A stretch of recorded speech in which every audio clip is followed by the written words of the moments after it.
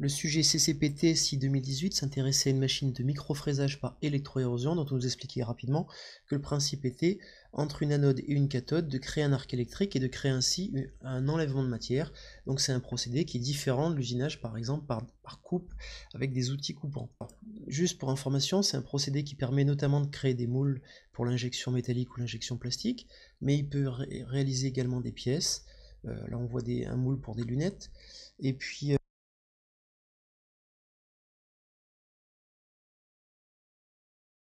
il nous montrait donc ce qu'on vient de voir sur la vidéo. Ensuite, il nous présentait globalement la structure. Donc ça, il fallait voir qu'il y avait un moteur qui servait à réguler l'avance du fil. Il y avait des galets qui allaient gérer la tension du fil. Puis il y avait un autre moteur qui lui allait servir à embobiner et à débobiner le fil. Un petit réducteur. Voilà, il fallait essayer de comprendre dans ces cas-là l'essentiel du système et ne pas chercher à tout comprendre, le descriptif étant beaucoup trop long.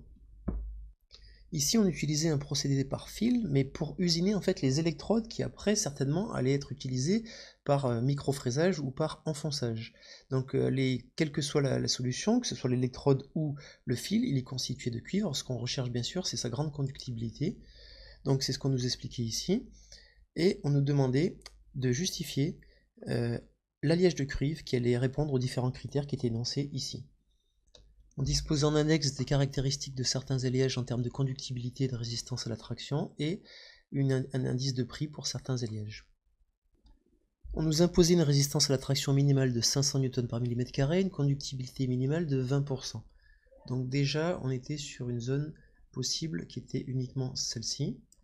Sur cette zone-là, on ne pouvait pas prendre celui-là parce qu'il y avait du plomb, pas celui-là et celui-là parce qu'il y avait du silicium. Et donc on hésitait entre le CuZn30, donc c'est du laiton. Dans les deux cas, c'est 2 laitons. On regardait et on voyait que le CuZn36 était moins cher que le CuZn30. Donc on choisissait voilà, le CuZn36 pour des raisons de coût, donc c'est du laiton. Pour la suite, on s'intéressait à la partie bobinage et débobinage qui était représentée ici.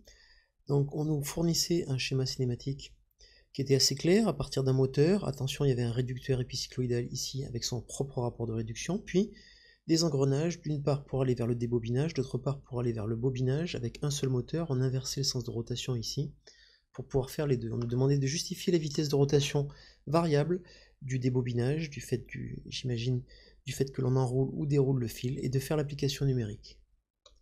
Alors si on veut avoir une vitesse du fil qui est constante alors que le diamètre lui est variable en fonction de la quantité de fil que présente la bobine, eh bien il va falloir modifier la vitesse de la bobine.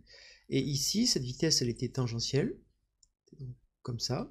Elle était donc tout simplement égale à R oméga. Apparemment, de nombreux étudiants ont confondu diamètre et rayon.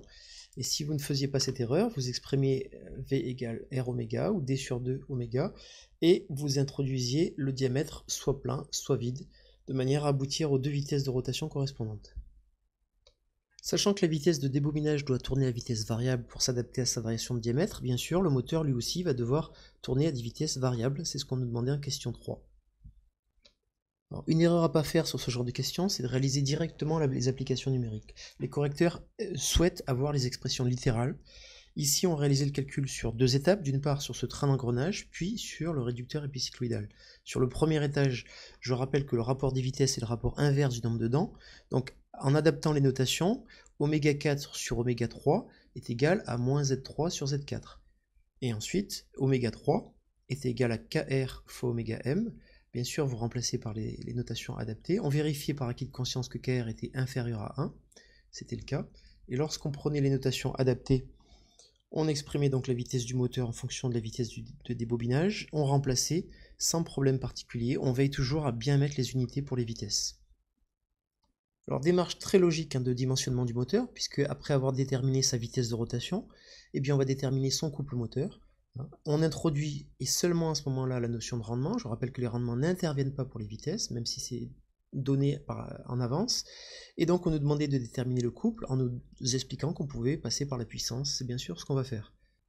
Alors cette question est une question très classique, et pourtant le jury précise bien que de nombreux étudiants n'ont pas réussi à répondre à cette question. Il faut prendre cette habitude, il faut systématiquement écrire que le rendement est égal à la puissance de sortie sur la puissance d'entrée. Ici, la puissance de sortie était particulière parce qu'elle était composée de 2 termes. On avait le couple C oméga bobine plus le couple C oméga débobinage. Voilà ce qu'était la puissance de sortie. La puissance d'entrée, elle, est égale à Cm oméga m. Donc si on écrivait proprement ça, soit en écrivant que le rendement c'est la puissance de sortie sur la puissance d'entrée, soit en l'écrivant sous cette forme. Ensuite, on remplaçait donc dans l'expression de la puissance la vitesse qui avait été obtenue à l'image de ce qu'on avait fait en la question 3, on faisait la même chose pour le bobinage, et on trouvait facilement l'expression du couple. Les couples de débobinage et de bobinage qui ont été utilisés précédemment dans l'expression du couple moteur nous sont donnés sur une plage de variations, et en conséquence, on nous demande de déterminer les variations du couple moteur. L'application numérique ne posait pas de problème pour les valeurs minimum et maximum, simplement le rapport du jury précise qu'il faut savoir utiliser les unités adaptées, telles que les millinewton-N, et non pas mettre des 0,00 quelque chose. Alors comme souvent, on nous donne les résultats à la question précédente, qu'il faut utiliser bien sûr. Ensuite, on nous donne toutes les données utiles du moteur de la société Foll ABR, qui est très connue avec la société Maxon, et on nous donne toutes les données utiles, notamment au régime nominal, tension, rendement, la fréquence de rotation, le couple au régime nominal, le courant nominal aussi, et on nous demande de vérifier que le moteur peut fournir la puissance qui est requise. Bon, le sujet nous demandait uniquement le bilan de puissance, hein. Donc ici, la puissance utile étant donnée à 8,68 watts, et étant donné que nous, on avait besoin de 0,018 fois 143, ce qui faisait une puissance de 2,5 watts, on avait donc, en termes de puissance, ça correspondait parfaitement. Je rappelle que normalement, il ne s'agit pas juste de comparer les puissances, il faut également vérifier que le couple est suffisant et que la vitesse est bonne. Là, la vitesse, lorsqu'on l'a calculée à partir de la vitesse nominale qui était fournie ici, donc 2 π n sur 60, on trouvait une vitesse de 568 qui était bien, attention, supérieure à celle qui était nécessaire. Donc là, il n'y avait pas de problème, on tournait même beaucoup trop vite. Par contre, lorsqu'on observait le couple nominal ici était de 10 millNm, or le sujet nous demandait un couple entre 12 et 18, donc la logique, bien sûr, ça aurait été de réduire la vitesse, puisqu'on tourne trop vite, afin d'avoir un couple nominal suffisant. Là, le sujet demandait juste un bilan sur les puissances, donc on n'avait pas besoin théoriquement de faire toute cette démarche, qui est résumée ici. Alors par contre, le sujet était très cohérent, c'est-à-dire qu'il nous expliquait en effet que le couple moteur était supérieur au couple nominal, donc ce qui est possible, hein, mais qui provoque un échauffement. L'objectif étant de vérifier que cet échauffement ne sera pas excessif. Donc on nous donnait un modèle de schéma bloc équivalent avec des résistances thermiques, et on nous demandait la température maximale qui était admissible par l'induit de ce moteur. Je rappelle qu'habituellement, au lieu de donner ce modèle thermique sous la forme d'un schéma bloc, habituellement, on a plutôt les choses sous la forme d'un cycle de fonctionnement chronologique, avec des couples qui correspondent à des accélérations, et des couples qui même parfois sont négatifs lors de phases de freinage, et le couple thermique équivalent, c'est le couple efficace, c'est-à-dire... Alors ici la réponse était extrêmement simple, mais c'est vrai que le rapport de jury précise que très peu d'étudiants ont trouvé la bonne réponse. En fait, il s'agissait juste d'aller voir la température admissible qui était fournie ici à 125 degrés. Simplement, la manière dont était présenté le sujet, en effet, on avait l'impression qu'il fallait se servir de ça. Bon, ensuite, on nous demandait en question 8 l'équation électrique du moteur, modèle moteur à courant continu, ultra classique, en régime transitoire, puis en régime stabilisé. Pas de souci particulier, même si je rappelle qu'il faut utiliser des minuscules lorsqu'on est en temporel, bien marquer entre le temps, et puis lorsqu'on est en régime permanent, enlever les notions de temps et utiliser les valeurs efficaces et les majuscules.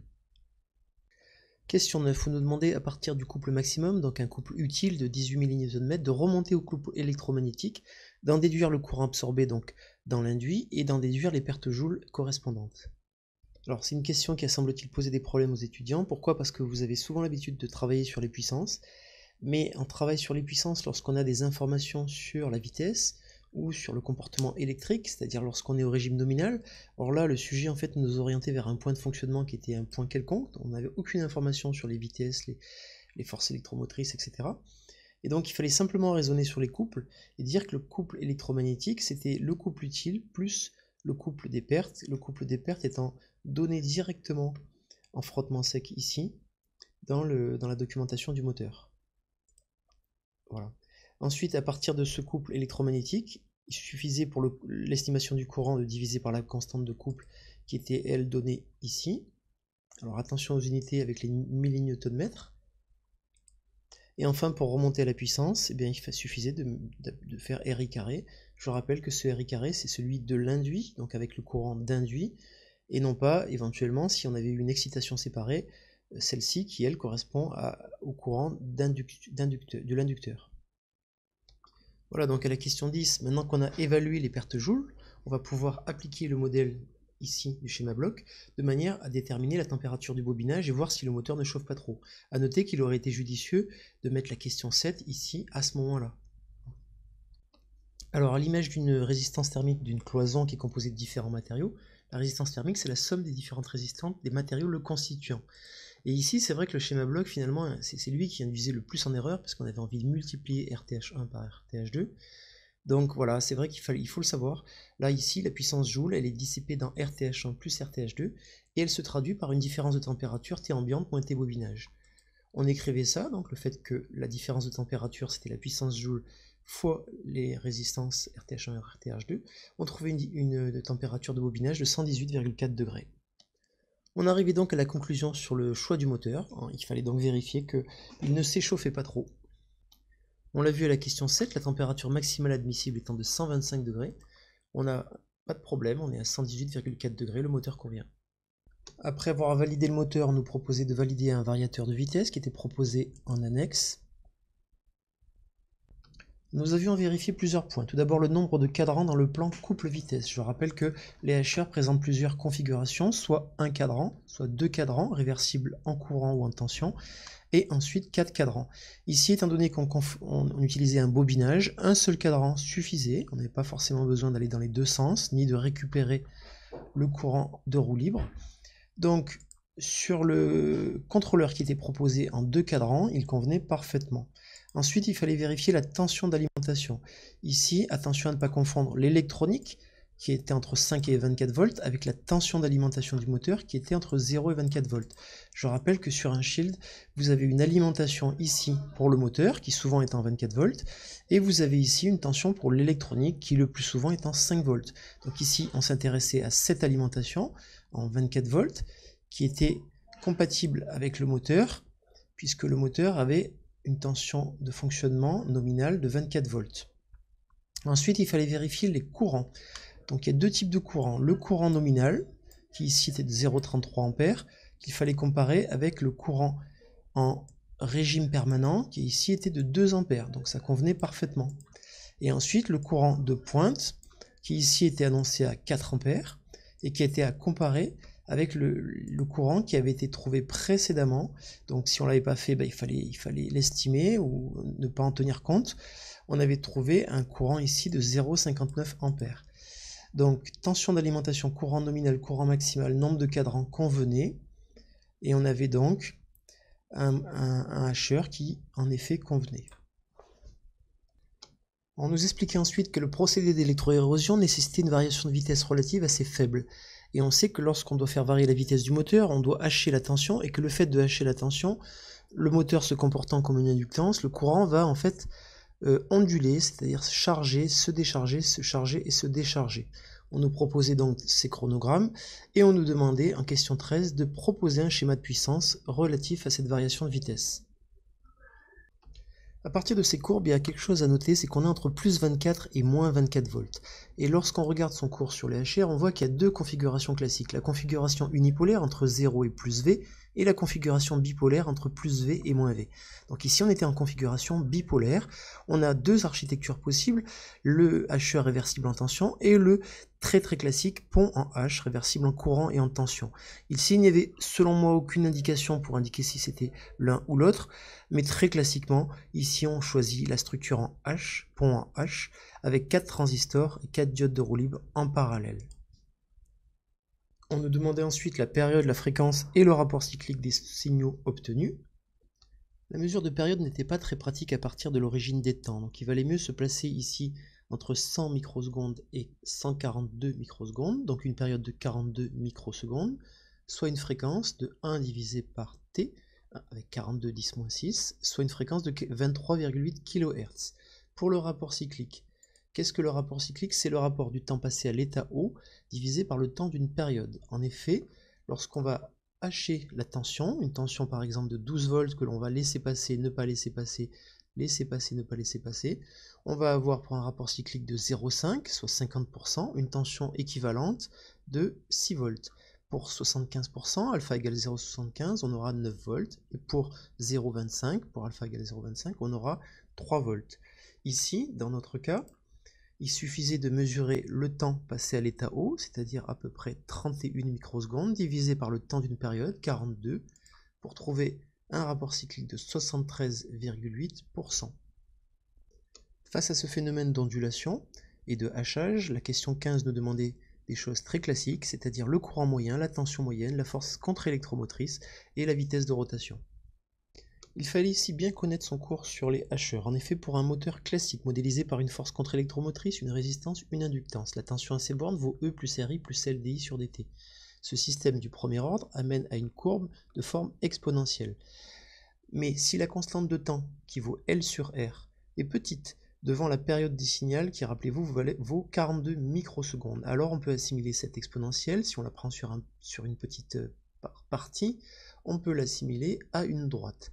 Le courant moyen est alors facile à obtenir, puisqu'il vaut I0 plus I1 divisé par 2, puisqu'on a une droite. La tension moyenne, quant à elle, il fallait connaître la formule, elle n'était pas à redémontrer, vaut 2 alpha moins 1 fois V, en régime bipolaire, à ne pas confondre avec alpha fois V en régime unipolaire. On obtenait ainsi un courant moyen de 0,5 A à partir de la courbe du sujet et une tension moyenne de 11,5 volts, bien sûr. La force contre-électromotrice, on appliquait la loi d'Ohm aux bornes du moteur en régime permanent, c'est-à-dire 100 dI sur dt, pour trouver 3,5 volts.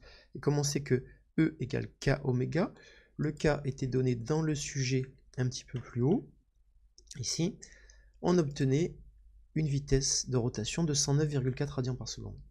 On nous donnait la réponse à la question précédente, ce qui aidait bien. La question 16, quant à elle, demandait l'ondulation de courant et la variation de coupe correspondante, avec les conséquences sur le bobinage du fil. L'ondulation de courant correspondait à delta I, c'est-à-dire I1 moins I0. On se référait donc aux courbes pour trouver une ondulation de courant de 0,52 A. Comme C égale K fois I, delta C est égal à K fois delta I, soit une variation de 16,6 millNm, et cette variation de coupe, bien sûr, entraînait des variations de vitesse dans le bobinage du fil. Pour rappel, la commande unipolaire génère une ondulation de courant 2 fois plus faible qu'en régime bipolaire. Par contre, le régime bipolaire est plus facile à mettre en œuvre, donc on l'utilise le plus souvent. Donc finalement, pour réduire l'ondulation de courant, on a la solution soit d'augmenter la fréquence de hachage pour diminuer la période, soit d'augmenter l'inductance en mettant en série une inductance supplémentaire. En question 17, on partait sur la réponse indicielle du moteur pour voir justement si cette ondulation de courant était négligeable. On nous donnait en annexe justement cette réponse indicielle. Voilà, pour l'identification, la première étape était de voir qu'on était en présence d'un premier ordre. Pourquoi? Parce qu'on n'a pas de dépassement et qu'on n'a pas de tangente horizontale ici. Donc il fallait déterminer le gain K et la constante de temps de taux. Pour le gain K, on regarde la valeur de la vitesse finale, c'est-à-dire 120 radians par seconde, divisé par la valeur de l'échelon de tension, 12 volts, pour obtenir un gain de 10 radians par seconde et par volt. Pour la constante de temps, je rappelle qu'il y a 3 méthodes. Soit on calcule taux avec la tangente à l'origine un petit peu imprécise, ou 63% de la valeur finale, ou alors on calcule 3 taux avec 95% de la valeur finale. Ici, on obtenait, par une des 3 méthodes, une constante de temps de 10 millisecondes. La question 18 était la continuité de la question 17. Aucune difficulté, sinon reprendre les valeurs de K et taux obtenues précédemment. On nous demandait ensuite uniquement le diagramme de Bode du gain. On disposait du diagramme correspondant. Alors, pour le tracé du diagramme de Bode d'un premier ordre, vous le faites souvent à juste titre un peu par cœur. C'est-à-dire que vous regardez ici le 0,01, vous vous dites je prends oméga égale 1 sur taux, et je fais une pulsation de cassure, et voilà, je fais moins 20 décibels par décade. Vous avez raison. Je rappelle sinon la méthode générale, c'est-à-dire que en fait vous avez deux modèles possibles. Pour les oméga qui sont faibles, vous avez ce terme-là qui va être négligeable, et vous aurez ici un modèle équivalent à celui-là, c'est-à-dire 10. Donc une asymptote horizontale égale à 20 log de 10, c'est-à-dire 20. Ensuite, la pulsation de cassure, elle est dans le cas où ce terme-là, en norme, donc 0,01 oméga, va être égal à 1, c'est-à-dire pour un oméga égal à 10 puissance 2. C'est là qu'on va passer de ce modèle à ce modèle, donc de cette courbe à cette courbe. Ensuite, on va passer sur ce modèle, donc celui qui est entouré ici. On aura une pente de moins 20 décibels par décade, donc entre 10 puissance 2 et 10 puissance 3, on a bien perdu 20 décibels, d'accord ? Autre méthode, si on veut trouver le point d'intersection ici de la courbe avec l'axe des abscisses, il faudra que ça fasse 0 décibels, donc que ça fasse 1 en valeur normale, on va dire. Et pour que ça fasse 1, il faut que le dénominateur soit égal à 10, c'est-à-dire un oméga égal à 10 puissance 3. Le sujet partait ensuite sur une approche très originale puisqu'on décomposait la tension hachée avec sa valeur moyenne et ses 3 premiers harmoniques dont on nous demandait la pulsation. Alors ici, c'était pas utile pour la question, mais c'était intéressant de se rappeler ce qu'était une décomposition de série de Fourier. Tout signal périodique peut être décomposé en une somme de sinusoïdes. Et donc, notre signal étant périodique, c'est le cas, il aura un spectre, avec donc une fondamentale et différents harmoniques. Voilà. Ensuite, la décomposition mathématique, ici, comprend un terme en cosinus n oméga t et en sinus n oméga t. Mais notre signal pouvant être considéré comme un signal pair, si on se place correctement, eh bien le terme en sinus n oméga t sera nul. C'est pour ça que le sujet nous proposait une solution en uniquement cosinus n oméga t. Ensuite, le premier terme, c'est donc la valeur moyenne de la tension. Si on applique la formule du hacheur en régime bipolaire, c'est-à-dire 2 alpha moins 1 fois V, on trouvait, à partir de la valeur qui était donnée ici, un rapport cyclique de 0,74 environ. Ça nous permettait, si on était curieux, de calculer UM1, UM2, UM3 en utilisant les formules qui sont données ici, sachant que on ne va pas intégrer par rapport au temps, mais par rapport à un angle. La période, c'est 2π. Donc le premier harmonique, à 1, ce sera 2 sur 2π, intégrale de 0 à 2π de S de t. Mais S de t, c'est quoi? C'est notre fonction ici qui vaut soit plus V, soit moins V. Donc elle est à plus V pendant alpha t, et elle est à moins V pendant le reste du temps, fois cosinus θ dθ. Ici, c'était pas demandé, ce que je vous dis là ne servait à rien dans la question, mais c'est juste parce que ça peut servir, notamment en épreuve de modélisation. On nous demandait uniquement la pulsation des 3 premiers harmoniques. Si on a compris ce qu'est une décomposition en série de Fourier, c'était évident, c'était oméga, 2 oméga et 3 oméga, donc 2πf, 4πf et 6πf. Les 3 harmoniques de tension que l'on a trouvées correspondaient à 3 vitesses que l'on nous demandait de déterminer à partir du diagramme de Bode. Alors, le diagramme de Bode, c'est ça, c'est le rapport entre une vitesse et une tension pour une pulsation donnée. Et les harmoniques de tension qui étaient issues de notre signal haché étaient de la pulsation oméga, 2 oméga, 3 oméga, soit 149 500, 300 000 et 448 000. On prenait par exemple le 149 500, on le plaçait ici sur l'échelle logarithmique, et on obtenait son gain en décibels. Ce gain en décibels, on le transformait bien sûr en décimales, en se rappelant que si g égale 20 log de machin, eh bien machin sera égal à 10 puissance g sur 20, d'où l'expression de la vitesse. En obtenant les gains donc, qui correspondent au rapport vitesse sur tension pour une pulsation donnée, on en déduisait la vitesse correspondante à chacun des harmoniques de tension. On nous demandait une valeur approchée des vitesses de rotation maxi et mini, c'est-à-dire les vitesses issues des harmoniques de tension, ainsi qu'une estimation de l'ondulation de vitesse. Il fallait comprendre ici que la vitesse du moteur, c'était une vitesse moyenne, plus la somme des 3 harmoniques des vitesses, c'est-à-dire des vitesses sinusoïdales. Et donc, que cette valeur varie entre plus ou moins oméga 1, plus ou moins oméga 2 et plus ou moins oméga 3. Donc la vitesse maximale c'était 115 plus chacun des 3 harmoniques de vitesse, la vitesse minimale moins les 3 harmoniques de vitesse. À l'issue de ces 2 vitesses, on calcule la variation de vitesse relative de 0,36%, que l'on comparait avec celle qui était demandée ici, qui était de 1%, et donc on concluait qu'il n'y avait pas besoin de mettre en place une boucle d'asservissement. Après avoir montré qu'on n'avait pas besoin d'asservissement pour le contrôle de la vitesse, on s'intéressait cette fois-ci à la tension du fil avec un modèle viscoélastique. On nous proposait un modèle de tension basé sur ce principe, donc avec le comportement ici élastique et le comportement visqueux ici. On nous proposait les équations du PFD qui étaient assez faciles à identifier, et on nous demandait tout simplement de montrer que les équations pouvaient s'écrire sous cette forme. Sous des aspects difficiles, en fait, la question était facile. On voyait que la seule différence entre ici et ici, c'est que là, on avait du x et là, on avait du θ.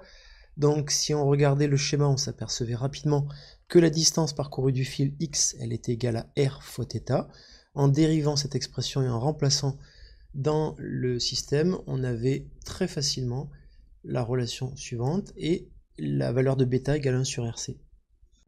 On nous expliquait que les 2 équations précédentes pouvaient se mettre sous cette forme-là, et on nous demandait d'établir 2 fonctions de transfert, une du premier ordre, une de deuxième ordre, avec tous les éléments précisés. pour passer du domaine temporel au domaine de la place, il est bon de rappeler les conditions diviside qui sont nulles, ça c'est une bonne chose. Ensuite, on utilisait la première équation différentielle que l'on transformait dans le domaine de la place et on retrouvait très facilement un premier ordre, donc avec son gain et sa constante de temps. De la même manière, on pouvait utiliser la deuxième équation. Alors les difficultés principales sont des difficultés de calcul.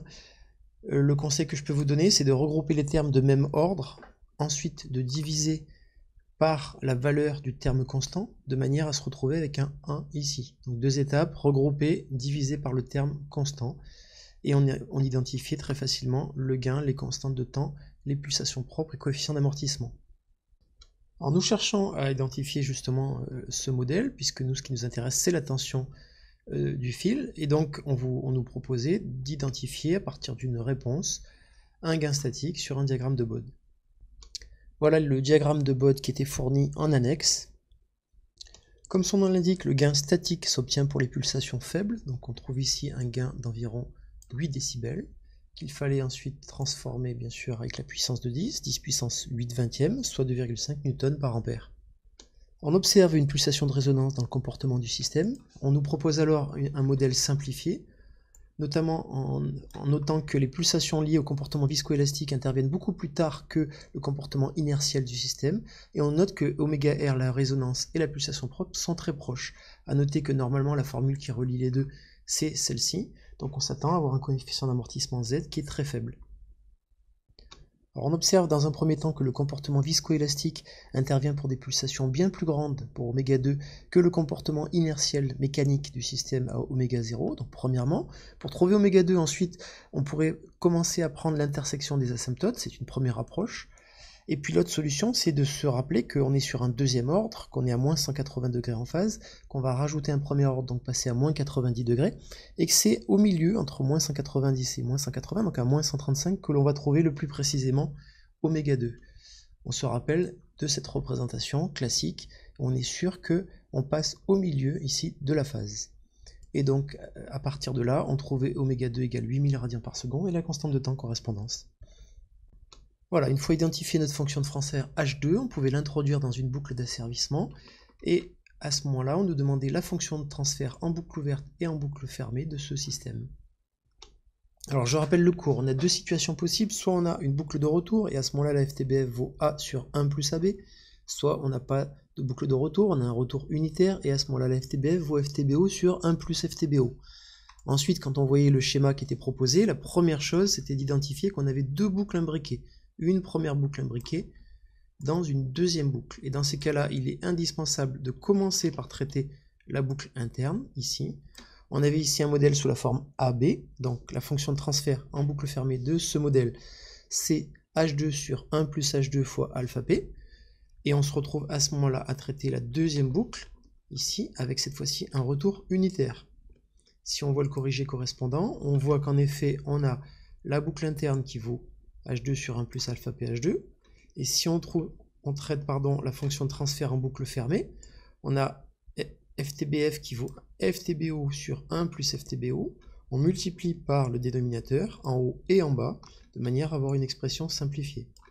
Quant à la fonction de transfert en boucle ouverte qui était demandée, ici, il suffisait juste de dire que c'était K fois cette fonction de transfert que l'on a identifiée précédemment. Pour cette correction qui était purement proportionnelle, on nous donnait un gain K qui avait été préétabli avec une réponse indicielle en annexe et on nous demandait le temps de réponse, l'erreur statique, etc. Voilà la réponse indicielle correspondant au comportement du système avec le gain proportionnel préétabli. Alors la valeur finale tendait vers 0,87 newton. On prenait 0,95 fois ça et 1,05 fois ça pour déterminer le temps de réponse à 5% qui était de l'ordre ici de 13-14 millisecondes. Ensuite, on observait ici l'erreur statique de 0,13 newton, d'accord, et le premier déplacement de l'ordre de 0,03 newton. Lorsqu'on replaçait ça donc, dans ce qui nous était demandé, on obtenait donc une erreur de 0,13 newton, ça c'est bon. Après l'échelon, l'écart statique était de 0,13 newton, mais pour un échelon de 1 newton, donc ça faisait proportionnellement une erreur de 13%. Et pour le premier dépassement, on prend en relatif, là aussi, donc les 0,03 newtons qu'on a observés, divisé par la valeur finale, soit 3,5%. Il fallait alors conclure sur les performances en précision, rapidité, oscillation, et éventuellement proposer une solution. Alors si on compare nos performances, temps de réponse 14 millisecondes, 13% d'erreur statique, 3,5% de dépassement à celle qui était demandée, on s'aperçoit qu'au niveau du temps de réponse c'est bon, on est à 14, il fallait 30. Pour le premier dépassement on est à 3,5, il fallait inférieur à 10, c'est bon. Par contre sur l'erreur statique nous on a 13, il fallait 5, donc c'est pas bon. La première démarche, la plus classique, consiste à augmenter le gain proportionnel pour diminuer l'erreur statique. Par contre attention, on va pénaliser la stabilité, donc on va pénaliser le temps de réponse. Ça c'est obligatoire. Et l'autre chose, on peut partir sur un correcteur proportionnel intégral puisqu'on va passer sur une classe 1 et on va donc annuler l'erreur statique. Enfin, on nous donnait la réponse en boucle ouverte du système sur un diagramme de Bode et on nous demandait les marges de phase et les marges de gain. C'était surprenant parce que normalement on utilise justement ça pour régler le gain proportionnel alors qu'il avait été préétabli dans les questions précédentes. Voilà en annexe le diagramme de Bode du système en boucle ouverte. Alors je rappelle le cours rapidement. Le fonctionnement en boucle fermée s'écrit FTBO sur 1 plus FTBO lorsque le retour est unitaire. Ce qu'on aimerait, c'est que le système en boucle fermée ne soit pas instable, donc que son dénominateur ne soit pas nul. Pas nul, ça veut dire que la FTBO doit être différente de moins 1. Mais moins 1 pour un terme complexe, ça veut dire qu'il ne faut pas qu'on ait un module, le module complexe égal à 1, et une phase de moins 180 degrés en même temps. D'accord ? C'est-à-dire que sur le diagramme de Bode, ça se traduit comme ça, le module égal à 1, ce serait ici 0 décibels, et bien il ne faut pas qu'on soit à moins 180 degrés, il faut en être suffisamment éloigné, c'est pour ça qu'on parle d'une marge de phase. D'accord ? La deuxième situation sensible, c'est si on est à moins 180 degrés, donc en opposition de phase, eh bien il ne faut pas qu'on soit 0 décibels. Il faut que le signal de sortie soit suffisamment atténué, c'est pour ça qu'on parle d'une marge de gain. Sur notre système, ça se traduisait de la manière suivante. La première situation, 0 décibels se présentait ici, et donc on avait une marge de phase ici d'environ 75 degrés. La deuxième situation ne se présentait pas puisqu'on n'atteignait jamais les moins 180 degrés, donc on avait une marge de gain infinie. Étant donné que le sujet nous proposait dans le cahier des charges une marge de phase de 45 degrés minimum, on était à 75, c'était bon, et une marge de gain de 6 dB, on était infini, on respectait bien le cahier des charges. Comme je l'indiquais, il était dommage peut-être de ne pas avoir proposé le réglage du gain proportionnel. En effet, si on règle la marge de phase à 45 degrés, c'est-à-dire qu'on se place à moins 135, on voit que la courbe ici peut être remontée de 9 décibels. Et remonter la courbe, ça veut dire avoir un 20 log de K égale 9, et ça faisait un gain K égale à 2,8, cohérent avec celui qui était proposé de 2,5 dans le sujet. Voilà, après s'être intéressé à la maîtrise de l'avance et de la tension du fil, on s'intéressait cette fois-ci à son enroulement sur la bobine à l'aide d'un système pignon-crémaillère qui oscillait verticalement. On nous proposait un schéma cinématique et on nous demandait, après application du PFD, de proposer la valeur du couple résistant à la montée et à la descente. Alors le couple résistant c'était quoi? C'était la force fois le bras de levier. La force c'était le poids mg, le bras de levier rp, donc mg rp. Attention, on vérifiait bien que avec le signe moins ici, lorsque on était à la descente, on génère un couple négatif. Et en effet, si le couple CR est négatif à la descente, on a bien l'ensemble de ce couple qui est positif et qui nous aide. C'est l'inverse à la phase de montée.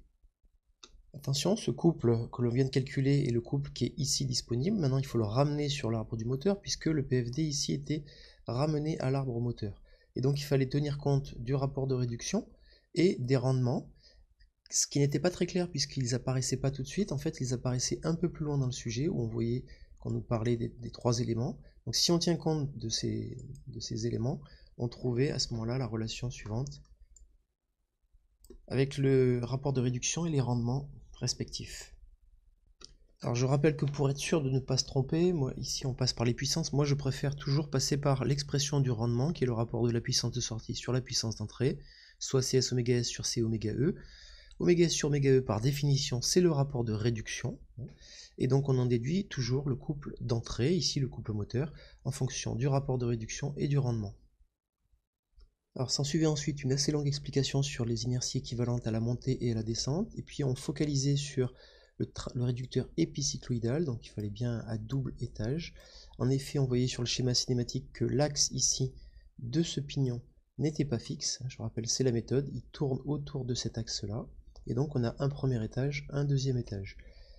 Et donc on nous donnait toutes les caractéristiques des pignons, etc. On nous rappelait la formule reliant le diamètre et le nombre de dents, et on nous demandait d'exprimer le rapport de réduction total. Lorsqu'on met en cascade deux réducteurs, les rapports de réduction bien sûr se multiplient. Par exemple, si k étage vaut 1/2, et à ce moment-là, on aura 1/2 fois 1/2, on aura un rapport de réduction total d'un quart. Ici, donc on avait k qui est égal à k étage au carré, soit k étage égale racine de k, et donc 1/5.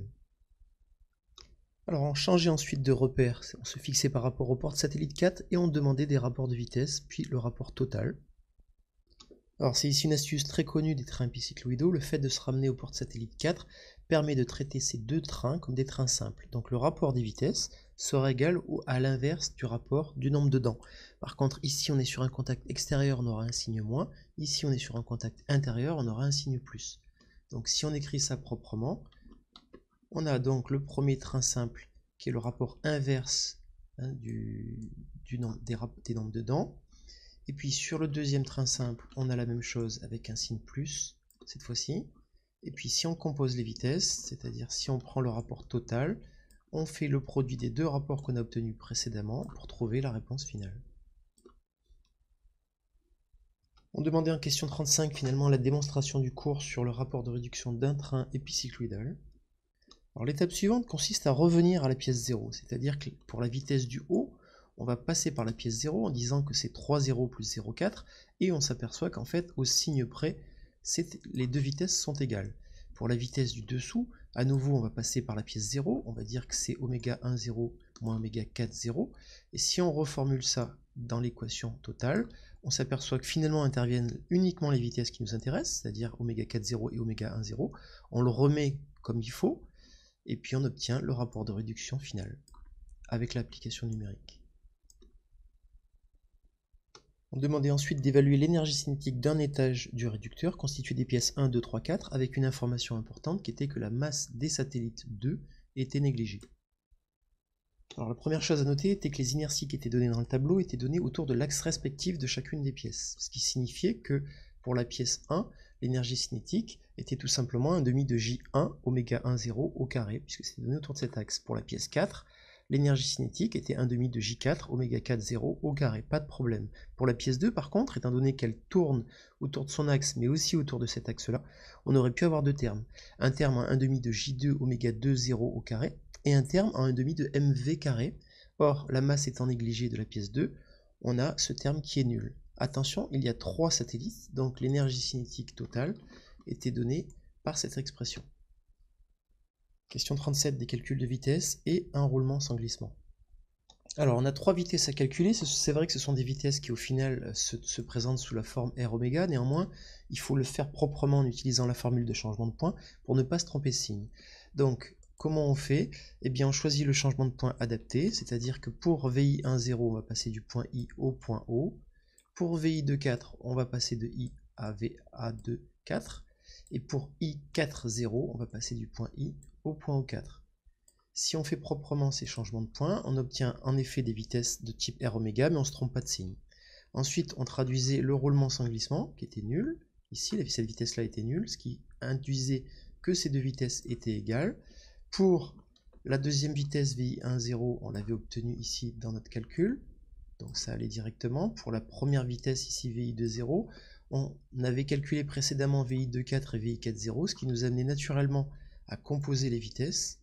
Ensuite, il y avait une dernière astuce qu'il faut connaître, c'est que pour les diamètres, on a le diamètre total ici D3 qui vaut finalement D1 plus 2 fois D2. C'est une astuce qu'il faut absolument connaître, qui, lorsqu'on remplace dans les expressions obtenues précédemment, permet d'obtenir le rapport de réduction, même rapport de réduction qu'on avait obtenu précédemment.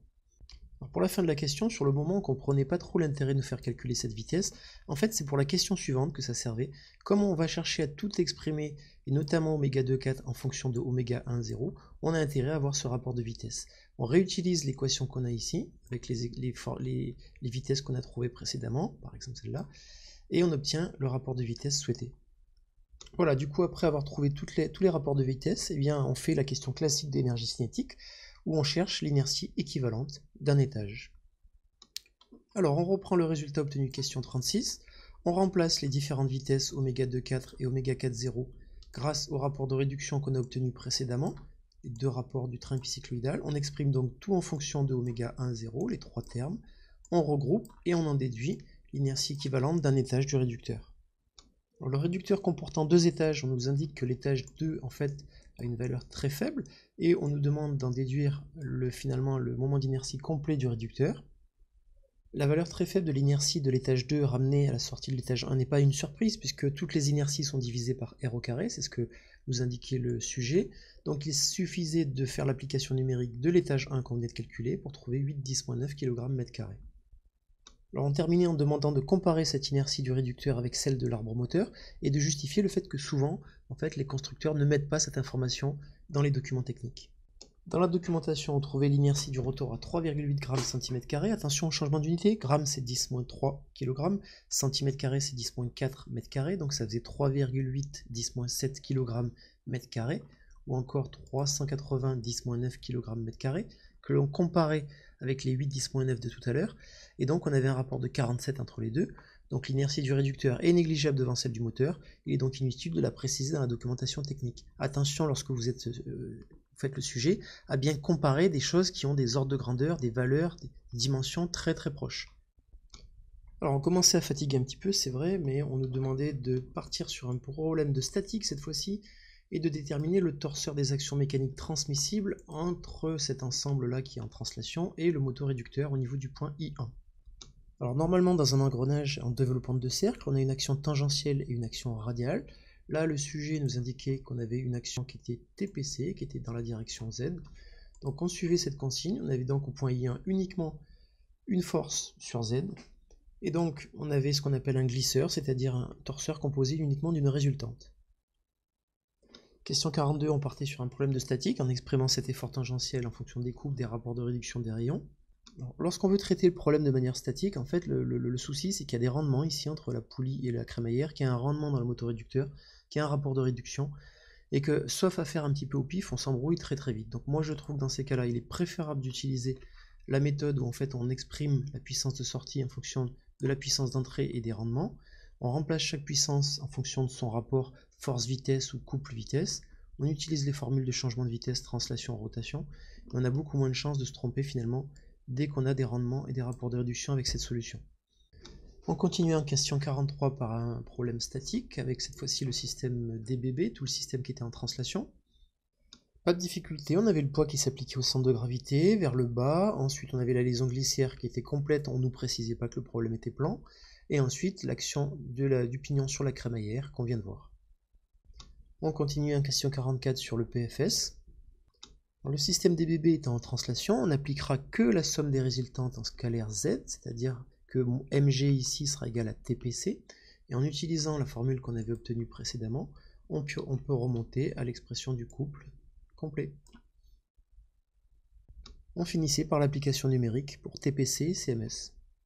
L'application numérique ne posait pas de problème particulier, je voulais juste conclure sur cette partie d'exercice déjà en montrant que toutes les questions, à aucun moment donné on parlait de principe fondamental de la statique, donc c'est vrai que c'était à vous de le choisir. D'autre part, je vois beaucoup d'étudiants qui partent dans des choses très compliquées, des torseurs, des changements de points, des choses comme ça, alors qu'on a 60 questions dans le sujet, il fallait ici être extrêmement efficace. Là, on partait un petit peu dans le délire, c'est vrai, dans le dimensionnement du pignon, qu'on assimilait à une poutre, bon, je pense que c'était pour faire de la RDM de toute évidence, et on nous demandait la sollicitation auquel était soumise la dent. Attention, quand on a une force comme ça qui crée un moment, on parle de flexion simple, et beaucoup d'étudiants oublient le mot simple, alors qu'il existe la flexion pure qui est uniquement constituée d'un moment. Le torseur de cohésion, bon, je ne sais pas pourquoi la question avait été décomposée en deux parties ici. Alors pour trouver le torseur de cohésion, je rappelle, il y a plusieurs solutions. On peut être amené à calculer les actions aux appuis, mais c'est pas judicieux parce qu'on n'a aucun intérêt à isoler P-, on a tout intérêt ici à isoler directement P+, pour dire que le torseur de cohésion ici dans la section est égal aux actions extérieures sur P+, c'est-à-dire une composante sur Y moins TPC comme résultante, tranchante, et un moment autour de Z qui vaudra quoi? Cette force-là fois ce bras de levier. Voilà, le bras de levier vaut H moins X, et la force TPC crée un moment négatif au point P. D'où l'expression du torseur de cohésion. On continue la RDM avec le diagramme des efforts et des moments résultants. Alors ici c'est très simple, pour l'effort tranchant il est constant, il vaut moins TPC, entre 0 et H. Pour le moment, on prend les deux points particuliers, lorsque x vaut 0 c'est moins H TPC, et lorsque x vaut H, le moment est nul. Ensuite on nous demande l'endroit où la dent est la plus sollicitée et le moment de flexion correspondant. On se sert du diagramme précédent pour voir que le moment de flexion est maximal ici pour x égale à 0 à l'encastrement et que ce moment vaut H TPC en norme. On nous rappelle la relation reliant la contrainte et le moment de flexion, ainsi que le moment quadratique. On nous rappelle la formule du moment quadratique et on nous demande justement à quel point la contrainte est-elle maximale et quelle est sa valeur. On sait qu'en flexion, le comportement est le suivant. On a un allongement des fibres en haut et une contraction en bas. La contrainte est maximale ici sur la périphérie. Donc pour nous, ça correspondait à la situation où on était à E sur 2, puisque la hauteur E est donnée et la fibre moyenne est au milieu. Et donc il suffisait de remplacer cette expression de E sur 2 dans l'expression de la contrainte, de remplacer le moment quadratique aussi par son expression, pour trouver l'expression finale. Alors bien sûr, question classique, on vient de trouver une contrainte, on veut la comparer avec la limite élastique, et on veut tenir compte d'un coefficient de sécurité S. Alors pour information, pourquoi nous parler d'une RPE, la limite pratique de traction? En fait, c'est parce que quand on fait un essai de traction, on n'a pas toujours une belle droite comme ça. Donc la limite pratique d'élasticité, je crois qu'elle est donnée pour une certaine déformation, et ça permet de s'affranchir de la linéarité de ce comportement. Bon, si on ne tenait pas compte de ça, en fait, il fallait juste dire que la contrainte ne devait pas dépasser RPE divisé par le coefficient de sécurité. Donc, on remplaçait tout simplement, on en déduisait M, tout simplement, la valeur du module. Et il fallait conclure. Alors moi, ce que j'ai fait, c'est que je me suis dit que c'était le pignon 2 qu'on était en train de dimensionner, que ce pignon 2, en fait, c'était la sortie du réducteur, donc ici pour moi le pignon 7, que le pignon 7 on me l'avait donné à 1 mm, et comme là j'ai trouvé qu'il fallait au minimum 0,47, j'ai considéré du coup que c'était bon. Alors je sais pas vous, moi je commence clairement à fatiguer, mais je continue quand même. On me demandait justement toujours de travailler sur ce système pignon-crémaillère et de vérifier un déplacement de 6 mm en moins d'1,28 secondes. On me demandait tout un tas de choses, on me passait sur la place, on me donnait le comportement du moteur, et on me demandait donc de à nouveau traduire la condition de roulement sans glissement pour exprimer oméga en fonction de U, etc. Pour la première partie de la question, en fait, on faisait intervenir uniquement le rapport de vitesse, K, qu'on faisait intervenir ici entre oméga P et oméga. Pour la deuxième partie de la question, on voulait X sur U, donc on se rappelle dans un premier temps qu'on doit faire une relation entre x et θ, c'est-à-dire la distance parcourue et l'angle. Pour ça, on se rappelle que dans un pignon crémaillère, la distance parcourue x, elle vaut r fois θ. De la même manière que le périmètre vaut 2πr, et bien x vaut rθ. Donc on faisait intervenir ce premier rapport, ici. Et puis, comme nous, on voulait passer à la vitesse, on faisait intervenir ensuite le rapport de l'angle sur la vitesse, qui lui est une intégration. D'accord ? Donc c'est comme ça qu'on trouvait la relation finale. On sollicitait le moteur avec un échelon d'amplitude 0 et on nous demandait l'expression à la place de la distance parcourue. Voilà, donc là on utilise la fonction de transfert qu'on vient d'obtenir, sachant que U, la sollicitation, ici c'est un échelon, donc U0 sur P, on remplace et on obtient l'expression suivante. Alors c'est vrai que c'est de plus en plus rare dans les sujets, on nous donnait la transformée inverse de la place de X, pourquoi pas, et on nous demandait donc, à partir de l'expression qu'on avait obtenue, une interprétation sur X de T. Le jeu, là, ici, quand on a une hypothèse simplificatrice, c'est de la faire intervenir dans les expressions. Ça intervenait directement dans l'exponentielle qui nous permettait de la négliger, puis on divisait ça par taux au carré pour trouver cette expression. Ça, c'était supérieur à 1, donc on négligeait le 1. On se retrouvait avec ça. On remplaçait, on trouvait un temps, on vérifiait le cahier des charges. Alors, on installait un codeur de position et on souhaitait connaître le nombre de points nécessaires pour valider une certaine précision. En un codeur optique, ça ressemble à ça. Le principe, c'est le suivant. On va compter le nombre de fentes qu'on a sur un tour, et donc c'est ça qui va donner la précision angulaire.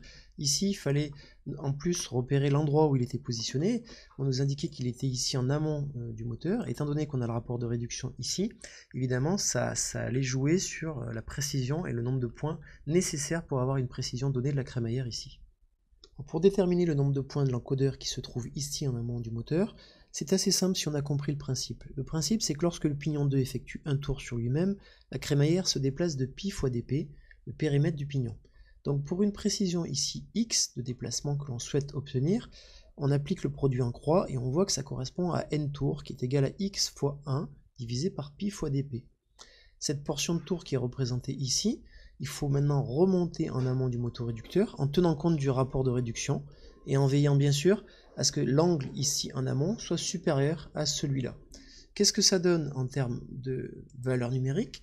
Eh bien, si on souhaite avoir une précision de 0,1 mm, comme on vient de le voir, ça va correspondre à 0,1 divisé par pi fois dp portion de tour, on est en tour ici, et puis on va diviser par le rapport de réduction, c'est-à-dire multiplier par 25, en veillant donc à ce que l'angle soit supérieur, pour avoir 0,033 tours.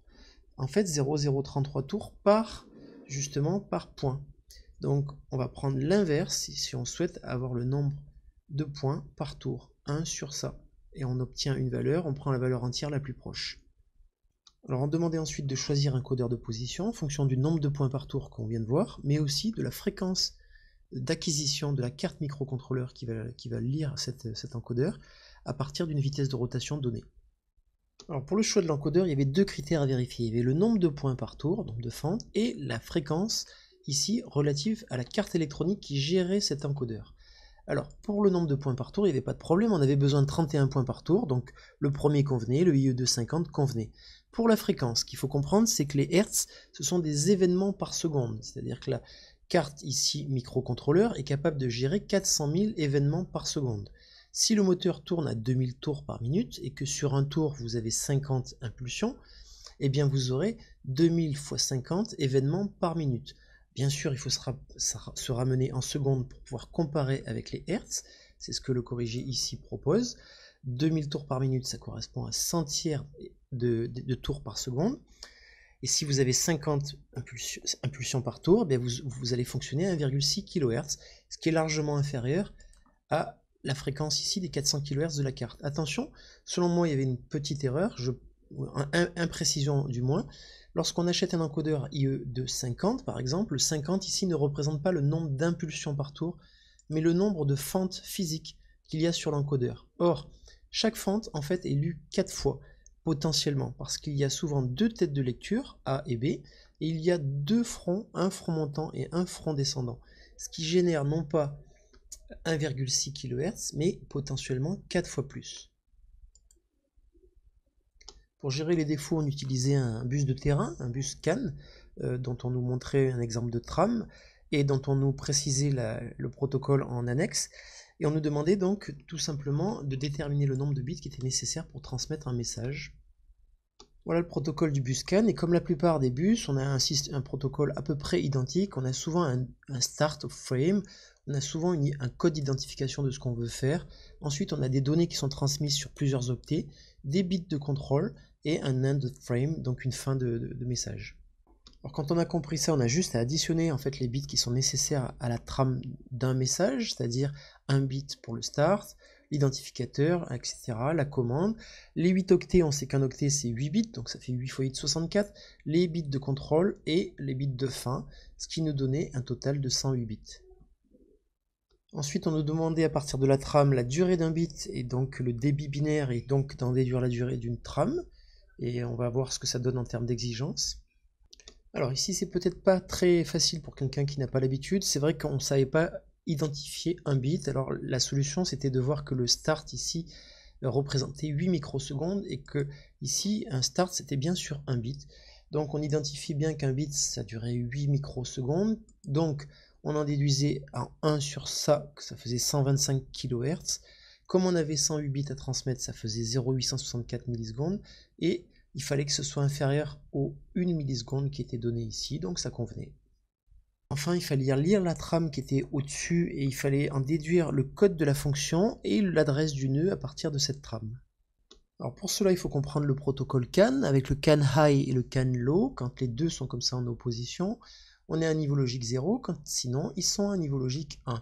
On prenait ensuite la trame qui nous était proposée et on nous expliquait que les 4 premiers bits correspondaient au code de la fonction, donc on applique la méthode, ça fait 0, 0, 0, 1, et qu'ensuite les 7 suivants correspondaient à l'adresse, c'est-à-dire 0, 0, 0, 0, 1, 1. Donc on avait les codes de la fonction et l'adresse du nœud, et bien sûr les bits de poids fort sont à gauche, les bits de poids faible sont à droite. Enfin, on nous demandait le code décimal de la fonction emergency, donc c'est vrai que là c'était pas très clair je trouve.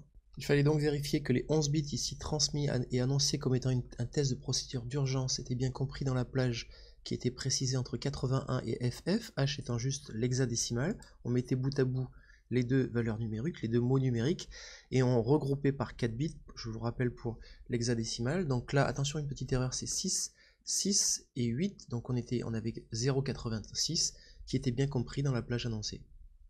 Enfin, on terminait par de la conception, on mettait en place un système de limiteur de couple pour éviter la casse du fil, et on nous demandait d'intégrer ce limiteur de couple, de réaliser la liaison pivot et de faire une liaison par accouplement. On proposait une vision 3D, on nous disait qu'il n'y avait pas d'étanchéité à prévoir, et donc on nous demandait à la fois la liaison pivot, l'intégration du limiteur de couple et l'accouplement entre l'arbre et la bobine. On avait en annexe les documentations des limiteurs de couple, et puis on avait en document réponse la zone à compléter qui se trouvait ici. Alors pour information, le limiteur de couple, vous le connaissez, puisque on en a un en haut de l'ouvre-portail, ici, qui évite d'écraser les personnes lorsqu'on ouvre le portail. Et c'est un système qui fonctionne avec un serrage d'une vis, qui agit sur des rondelles élastiques, qu'on appelle Belleville, et qui va donc jouer sur la pression, et donc l'adhérence entre des disques. La transmission donc va se faire par adhérence entre les disques. Ensuite, pour la conception, c'est vrai que c'est un peu difficile pour vous lorsque vous arrivez là-dessus, étant donné le peu de temps que l'on a. Donc je rappelle la démarche qui finalement doit être toujours la même. On identifie la charge. Donc la charge ici, c'est à la fois la tension du fil, éventuellement la masse des pièces, mais en tout cas, elle est fixe dans l'espace. On identifie ensuite que c'est l'arbre qui tourne, puisque là, on a le système élastique qui transmet à un arbre et qui va faire tourner la bobine. Donc, charge fixe, arbre tournant, on serre les bagues intérieures. Si on serre les bagues intérieures, eh bien ça veut dire qu'il faut commencer par mettre en place un épaulement pour le montage à la presse. Cet épaulement, ici, il était assez logique de le mettre à droite, puisqu'on voyait bien qu'on allait tout rentrer ici par la gauche. Voilà. Et une fois qu'on avait mis en place cet épaulement, on commençait à dessiner donc le premier roulement, puis un appui entre les deux, même si ce n'est pas indispensable, c'est pour le montage à la presse, le deuxième roulement, et on allait continuer à empiler comme ça les choses. Il fallait ensuite décider d'une solution à l'extérieur. Ici, étant donné qu'on était sur les bagues intérieures serrées, on utilise deux solutions, soit on utilise la solution en montage en X, soit on va réaliser les deux appuis du même côté. Là, ici, on faisait classiquement un montage en X, mais pas en tout cas pas de montage en O. Pour information, ce montage en haut était utilisé ici à gauche. Pourquoi? Parce que la charge est toujours fixe, mais cette fois-ci, c'est la bague extérieure qui tourne. Donc, on va serrer les bagues extérieures. Et lorsqu'on serre les bagues extérieures, alors la solution de la famille en haut ne présente pas de problème pour le montage. Donc on voit bien ici, un appui ici, un appui ici, un appui ici, un appui ici. Mais je rappelle, la solution de la famille en haut est vraiment à utiliser pour les bagues extérieures serrées, donc souvent pour des roues folles. Ensuite, pour la solution finale, ça donnait ça. Donc on dessine dans cet ordre-là, d'abord l'épaulement, le roulement, la transmission avec une entretoise, le deuxième roulement, et on s'arrête. Ensuite, on choisit une solution pour l'extérieur, on se dit je fais une famille en X, et là je choisis des appuis. On choisit quoi? Soit un chapeau, là il n'y a pas de chapeau, mais on pourrait mettre un chapeau. Le sujet me disait il ne faut pas que ce soit étanche, donc pas de souci d'étanchéité, donc on mettait un épaulement ou un circlips, l'un ou l'autre, d'accord? Et puis voilà, on avait fini notre montage de roulement. Ensuite, on mettait en place cette pièce-là, qui elle était plus spécifique, pour transmettre avec un pion le mouvement à la bobine.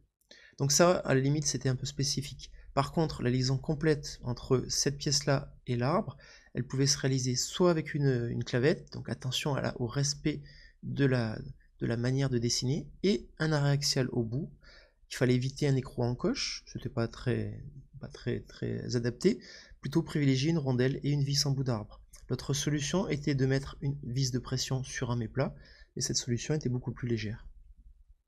Bon voilà, le sujet est terminé. C'est vrai qu'on a envie un peu de péter les plombs avec 60 questions, mais après c'est vrai que c'est un sujet très complet.